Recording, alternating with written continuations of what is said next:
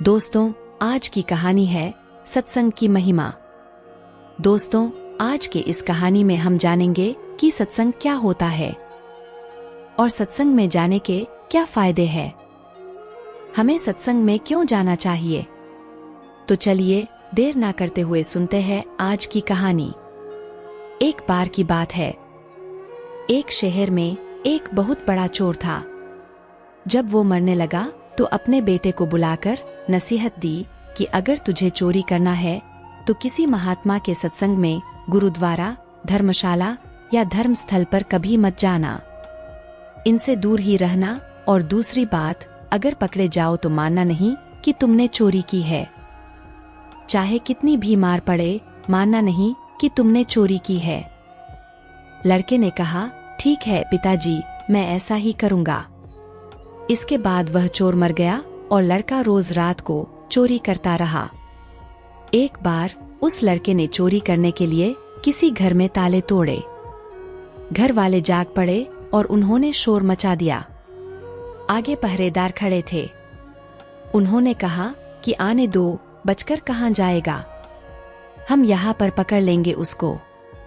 अब इधर घर वाले खड़े थे, उधर पहरेदार खड़े थे। चोर जाए तो किधर जाए? खैर, किसी तरह वो बचने के लिए वहां से भागा तो रास्ते में एक धर्मशाला पड़ती थी। उसे अपने बाप की सलाह याद आई कि धर्मशाला में नहीं जाना है, लेकिन अब करे तो क्या करे। आखिर उसने सोचा कि मौका देखना चाहिए और धर्मशाला में चला गया। बाप का आज्ञाकारी बेटा था। उसने कानों में अपनी दोनों उंगली डाल ली कि सत्संग के वचन कानों में ना पड़ जाएं। पिताजी ने मना कर रखा है कि सत्संग में नहीं जाना, तो उसने कानों में अपनी दोनों उंगली डाल ली कि हम सत्संग ना सुन पाएं। अब दोस्तों, जो हमारा मन होता है अड़ियल घोड़े की तरह से होता है। इसे जिधर से मोड़ो उधर ही जाने लगता है। कानों को बंद कर लेने पर भी चोर के कानों में यह वचन पड़ गए कि देवी देवताओं की परछाई नहीं होती। वहां पर सत्संग चल रहा था और इसने कान बंद कर रखा था। फिर भी उसके कान में थोड़ी सी आवाज आई कि देवी देवताओं की परछाई नहीं होती। उसके मन ने कहा कि परछाई हो चाहे ना हो, मुझे क्या। फिर मैंने यह वचन जानबूझकर तो नहीं सुना, अनजाने में सुन लिया। उसने अपने पिता को सफाई देते हुए मन ही मन कहा कि मैंने जानबूझकर नहीं सुना, ये ऐसे ही सुना गया मेरे कानों में। मैंने तो कान बंद कर रखा है। अब इधर घर वाले और पहरेदार पीछे लगे हुए थे। किसी ने बताया कि चोर धर्मशाला में है। धर्मशाला की जब जांच हुई तो वह चोर पकड़ा गया। दोस्तों, उस चोर की पुलिस ने बहुत पिटाई की, लेकिन वह नहीं माना कि उसने चोरी किया है। और आपको बता दें कि उस समय यह नियम था कि जब तक मुजरिम अपराध न माने तो सजा नहीं दी जा सकती थी। आखिर उस चोर को राजा के सामने पेश किया गया। वहां भी खूब मार पड़ी, लेकिन चोर जो था कि मानने को तैयार ही नहीं था। उसने अपने पिता से वचन ले रखा था कि कितना भी मार पड़े, मानना नहीं कि हमने चोरी किया है। राजा को पता था कि चोर जो होते हैं वो देवी की पूजा करते हैं, देवी की आराधना करते हैं।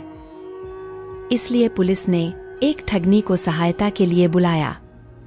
ठगनी को बुलाया गया, सारी बात बताया गया तो उसने कहा कि मैं मना लूंगी उसको, इससे कहलवा लूंगी कि इसने चोरी किया है। उस ठगनी ने देवी का एक भेष बनाया, 2 नकली बाहें लगाई, चारों हाथों में चारों मशालें जलाईं और नकली शेर की सवारी की। चूंकि वह पुलिस के साथ मिली हुई थी, इसलिए जब वो आई तो उसकी हिदायत के मुताबिक जेल के दरवाजे कड़क कड़क कर खुल गए। पहले से सब प्लान कर रखा था कि देवी जब आए जेल में तो सारे दरवाजे अपने आप खुलते जाएं। ऐसा ही हुआ। और जब आदमी किसी मुसीबत में फंस जाता है तो अपने इष्ट को याद करता है।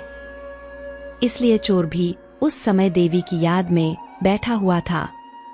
अचानक से दरवाजा खुल गया और अंधेरे कमरे में एकदम रोशनी हो गई और उस ठगनी ने जो देवी का रूप बनाया था, देवी के रूप में ही एक खास अंदाज में कहा, देखो भक्त, तूने मुझे याद किया और मैं आ गई। तूने अच्छा किया जो तूने चोरी नहीं बताई। तूने अगर चोरी की है तो मुझे सच सच बता दे, मुझसे ना छिपाना। मैं तुझे फौरन आजाद करा दूंगी यहाँ से। चोर देवी का भक्त था, अपने इष्ट को सामने खड़ा देखकर बहुत खुश हुआ। मन में सोचा कि मैं इसको सच सच बता दूं। अभी वह बताने के लिए तैयार ही हुआ था कि उसकी नजर देवी की परछाई पर पड़ गई। उसको फौरन सत्संग का वचन याद आ गया कि देवी की परछाई नहीं होती। उसने देखा कि इसकी तो परछाई है, समझ गया कि यह देवी नहीं, हमारे साथ छल हुआ है। यह सोचकर वह रुक गया और बोला कि माँ, मैंने चोरी नहीं की है। अगर मैंने चोरी की होती तो क्या आपको पता न होता? आप तो सर्वव्यापी हैं, आप तो सब जानती हैं। अगर मैंने चोरी की होती तो आपको तो पता होता ही। मैंने कोई चोरी नहीं किया है। अब ठगनी के कहने पर जेल के बाहर बैठे पहरेदार चोर और ठगनी की बातचीत नोट कर रहे थे। उनको और ठगनी को विश्वास हो गया कि यह चोर नहीं है। अगले ही दिन उन्होंने राजा से कह दिया कि यह चोर नहीं है, और फिर राजा ने उसको आजाद कर दिया। जब चोर आजाद हुआ तो सोचने लगा कि जब सत्संग का एक वचन सुना तो जेल से छूट गया। अगर सारी उम्र सुनूं तो पता नहीं क्या क्या मिले मुझे। जब यह ख्याल आया तो रोज सत्संग में जाने लगा वह चोर। किसी पूर्ण महात्मा की शरण ले ली उसने और चोरी करना हमेशा के लिए छोड़ दिया, और वह चोर से महात्मा बन गया। दोस्तों, इसलिए कहते हैं कि सत्संग के बराबर न गंगा है, न यमुना है, और न ही कोई अन्य तीर्थ है। कलयुग में सत्संग ही सबसे बड़ा तीर्थ है। इसलिए आप भी सत्संग में जरूर जाएं और आप फर्क जरूर महसूस करेंगे वहां जाकर। दोस्तों, मुझे उम्मीद है कि यह कहानी आप सभी को अच्छी लगी होगी और आपको इस कहानी से कुछ सीखने को मिला होगा। ऐसी ही और स्टोरी के लिए प्लीज आप वीडियो को लाइक करके चैनल को सब्सक्राइब कर ले। मैं हर दिन ऐसी स्टोरी लाती रहती हूँ।